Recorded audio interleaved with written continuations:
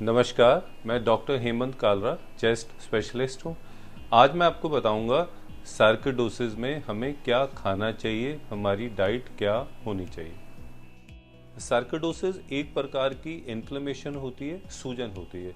ये शरीर के किसी भी हिस्से में हो सकती है, परंतु सबसे ज़्यादा ये लंग्स को अफेक्ट करती है। उसके बाद lymph nodes, eyes, skin, kidney, liver भी अफेक्टेड हो सकते हैं।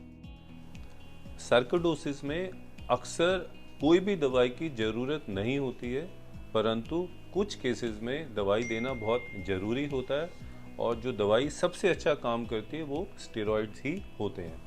अब स्टेरॉइड्स के अलावा हम और क्या कर सकते हैं सार्कोइडोसिस के पेशेंट्स के लिए, क्योंकि सार्कोइडोसिस एक प्रकार की इन्फ्लेमेशन होती है, तो हम अपने खान पान में, अपनी डाइट में वो चीज़ें लें जिससे सार्कोइडोसिस की सूजन कम होती है, इन्फ्लेमेशन कम होती है। सबसे अच्छी डाइट सार्कोइडोसिस में वही होती है जिसमें एंटी इन्फ्लेमेटरी चीज़ें बहुत सारी होती हैं, एंटीऑक्सीडेंट्स भरपूर मात्रा में होते हैं। सबसे पहले आती हैं ग्रीन लीफी वेजिटेबल्स, हरी पत्तेदार सब्जियां जिनमें एंटी इन्फ्लेमेटरी चीज़ें बहुत सारी होती हैं। तरह तरह के फ्रूट्स होते हैं, नट्स आते हैं, बेरीज आती हैं जैसे क्रैनबेरी और भी तरह तरह की बेरीज मार्केट में उपलब्ध रहती हैं। एवोकाडोज मिलते हैं मार्केट में। उसके बाद आप जिंजर का यूज़ कर सकते हैं। टर्मरिक बहुत अच्छी एक एंटी इन्फ्लेमेटरी चीज़ मानी जाती है। ग्रीन टी का यूज़ कर सकते हैं। फ्लैक्स सीड्स आते हैं और फिश भी आप एज एंटी इन्फ्लेमेटरी यूज़ कर सकते हैं। इन सभी चीज़ों में एंटी इन्फ्लेमेटरी पदार्थ, एंटीऑक्सीडेंट्स भरपूर मात्रा में होते हैं। अगर आप इन चीज़ों का यूज़ करते हैं तो आपके शरीर में सूजन कम होती है और आपको सार्कोइडोसिस में भी हेल्प मिलती है। अब हमें डाइट कौन सी नहीं लेनी चाहिए, वो डाइट जिसमें इन्फ्लेमेशन बढ़ती है, जिससे इन्फ्लेमेशन शरीर में ज़्यादा होती है, वो सार्कोइडोसिस में नुकसान करती है, उसे हमें बचना चाहिए। सबसे ऊपर फास्ट फूड आता है, दूसरे नंबर पे ड्राइड फ्रूट्स एंड वेजिटेबल्स आते हैं, तीसरे नंबर पर पिकल्ड फ्रूट्स एंड वेजिटेबल्स। जो भी चीज़ हम अचार के रूप में घर में खाते हैं या बाजार से लेते हैं, उनसे भी शरीर में सूजन बढ़ती है, इन्फ्लेमेशन बढ़ती है। उसके बाद ट्रांस फैट्स आते हैं। ट्रांस फैट्स मार्केट में बहुत सारी चीज़ों में मिलते हैं। जो भी चीज़ आप पैक्ड फूड के रूप में लेते हैं, बिस्किट्स आते हैं, केक्स आते हैं, कुकीज़ आती हैं, आइसक्रीम्स आते हैं, पिज़्ज़ा आता है, इन सब में ट्रांस फैट्स होते हैं और इनसे शरीर में सूजन बढ़ती है। प्रोसेस्ड मीट्स आते हैं, जो लोग नॉन वेजिटेरियन खाना खाते हैं, और जो प्रोसेस्ड मीट होता है उससे भी शरीर में इन्फ्लेमेशन बढ़ती है। और लास्ट में जो भी चीज़ जिसमें प्रिजर्वेटिव मिले होते हैं, जो भी चीज़ काफ़ी दिनों तक मार्केट में पड़ी रहती है और बाद में बेची जाती है जिसमें प्रिजर्वेटिव मिले होते हैं, उनसे भी शरीर में सूजन बढ़ती है और सार्कोइडोसिस में नुकसान होता है। मैंने आपको बताया सार्कोइडोसिस में हमें क्या खाना चाहिए और क्या नहीं खाना चाहिए, क्योंकि सार्कोइडोसिस एक प्रकार की इन्फ्लेमेटरी प्रॉब्लम है, सूजन है। हम कुछ भी ऐसा काम करें जिससे शरीर में सूजन कम होती है, इन्फ्लेमेशन कम होती है, तो सार्कोइडोसिस में बेनिफिट मिलता ही मिलता है। सार्कोइडोसिस में लाइफस्टाइल चेंजेस भी बहुत ही ज़रूरी होते हैं, क्योंकि अगर आप एक अच्छा लाइफस्टाइल मेंटेन करते हैं तो आपके शरीर में सूजन कम रहती है, आपके शरीर में इन्फ्लेमेशन कम रहती है। सबसे पहले आप अगर सिगरेट पीते हैं, अगर शराब का यूज़ करते हैं, तो तुरंत इन दोनों चीज़ों को बंद करिए, क्योंकि सिगरेट और शराब दोनों से ही शरीर में इन्फ्लेमेशन बढ़ती है। दूसरे नंबर पे आप अच्छी मात्रा में फ्रूट्स और वेजिटेबल्स का यूज़ करिए।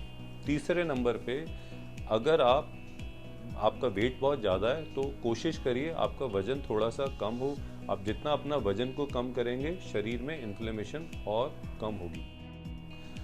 उसके बाद अगर आप एक्सरसाइज रेगुलरली करते हैं तो किसी भी प्रकार की एक्सरसाइज से शरीर में इन्फ्लेमेशन कम होती है। एक्सरसाइज ज़रूर करिए, भरपूर मात्रा में रेस्ट करिए, जितना शरीर को रेस्ट की ज़रूरत होती है, नींद की ज़रूरत होती है, वो भी आप अच्छी मात्रा में लीजिए। अच्छी नींद और अच्छा रेस्ट करने से भी शरीर में सूजन कम होती है। और उसके बाद जिनको सार्कोइडोसिस से लंग्स में प्रॉब्लम है, उनके लिए ख़ास तौर में उनको जो एनवायरमेंटल एक्सपोजर होते हैं, जैसे धूल है, मिट्टी है, या कोई ऑक्यूपेशनल एक्सपोजर रहते हैं, या फैक्ट्री में काम करते हैं जहाँ पे धुआं और ये केमिकल्स बहुत ज़्यादा रहते हैं, तो आपको एनवायरमेंटल एक्सपोजर से भी बचना बहुत ज़रूरी रहता है। एक बहुत ही इम्पॉर्टेंट क्वेश्चन जो सार्कोइडोसिस के पेशेंट अक्सर पूछते हैं कि उनको कैल्शियम या विटामिन D3 लेना चाहिए या नहीं लेना चाहिए, क्योंकि सार्कोइडोसिस में 10 से 15% लोगों में कैल्शियम लेवल बहुत ज़्यादा होता है, विटामिन डी शरीर में बहुत ज़्यादा होता है। इस तरह के पेशेंट को कैल्शियम और विटामिन D3 नहीं लेना चाहिए। सनलाइट एक्सपोजर से भी इस तरह के पेशेंट को बचना चाहिए। सिर्फ उन्हीं पेशेंट को जिनके शरीर में सार्कोइडोसिस की वजह से कैल्शियम लेवल बढ़ा हुआ है, और वो सिर्फ 10 से 15% लोगों में ही होता है। बाकी सब पेशेंट्स को, सार्कोइडोसिस के पेशेंट को कैल्शियम विटामिन D3 लेना चाहिए, परंतु अपने डॉक्टर से पूछ के।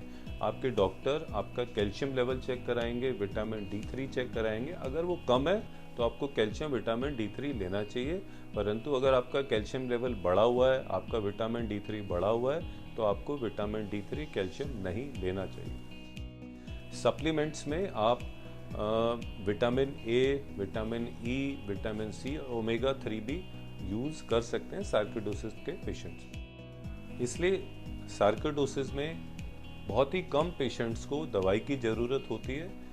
डाइट एक बहुत ही इम्पॉर्टेंट रोल प्ले करती है। जो लोग कोई भी दवाई नहीं लेते हैं सार्कोइडोसिस में, वो एक अच्छी डाइट को मेंटेन करके रख सकते हैं, अच्छी डाइट ले सकते हैं जिन चीज़ों में एंटी इन्फ्लेमेटरी चीज़ें होती हैं, ऑक्सीडेंट्स, एंटीऑक्सीडेंट्स बहुत सारे होते हैं, मैंने आपको बताया वो सारी चीज़ें।